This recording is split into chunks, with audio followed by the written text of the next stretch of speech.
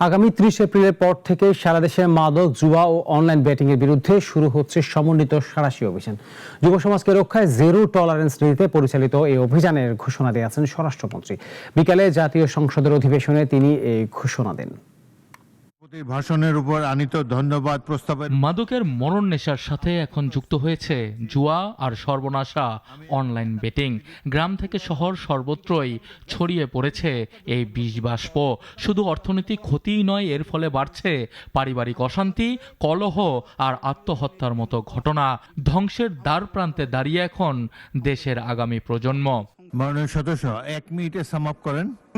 সোমবার জাতীয় সংসদের অধিবেশনে নোয়াখালী 2 আসনের সংসদ সদস্য জয়নুল আবেদিন ফারুক রাজধানীর অভিজাত এলাকায় আবাসিক ভবন ও রেস্টুরেন্টের আড়ালে অবৈধ সীসা লাউঞ্জ পরিচালনার বিষয়টি উত্থাপন করলে স্বরাষ্ট্রমন্ত্রী তার জবাবে বলেন, নির্বাচনী প্রতিশ্রুতি অনুযায়ী দেশে মাদক ও জুয়ার বিরুদ্ধে কোনো ছাড় দেয়া হবে না। ঢাকা মেট্রোপলিটন পুলিশের গোয়েন্দা ও অপরাধ বিভাগ কর্তৃক সার্বক্ষণিক প্রকাশ্য ও গোপন পুলিশি নজরদারি অব্যাহত আছে।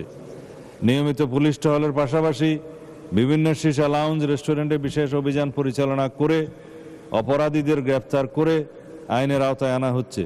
যুব সমাজকে ধ্বংসের হাত থেকে রক্ষা করতে এই অভিযানে কোনো ধরনের ছাড় দেওয়া হবে না বলে স্পষ্ট জানিয়ে স্বরাষ্ট্রমন্ত্রী আরও বলেন, 30 এপ্রিলের পর শুরু হতে যাওয়া এই বিশেষ অভিযানে জেলা ও উপজেলা পর্যায়ে সব আইন শৃঙ্খলা রক্ষাকারী বাহিনী অংশ নেবে। এদেশে জুয়া, অনলাইন জুয়া এবং মাদকের বিরুদ্ধে জিরো টলারেন্স ঘোষণা করেছে। আগামী 30 এপ্রিলের পরে এই মহান সংসদের সেশন শেষ হওয়ার পরে আমরা সমন্বিতভাবে এ বিষয়ে সারা দেশে একটি সুসমন্বিত অভিযান পরিচালনা করব। মাননীয় স্পিকার, স্বরাষ্ট্রমন্ত্রী আরও বলেন, 2009 থেকে 2024 সাল পর্যন্ত প্রভাবশালী রাজনৈতিক ব্যক্তি ও প্রশাসনের কতিপয় কর্মকর্তার ছত্র ছায়ায় গুলশান, বনানী, ধানমন্ডি ও উত্তরার মতো এলাকায় অবৈধ সীসাবার ও মাদক স্পট গড়ে উঠেছিল।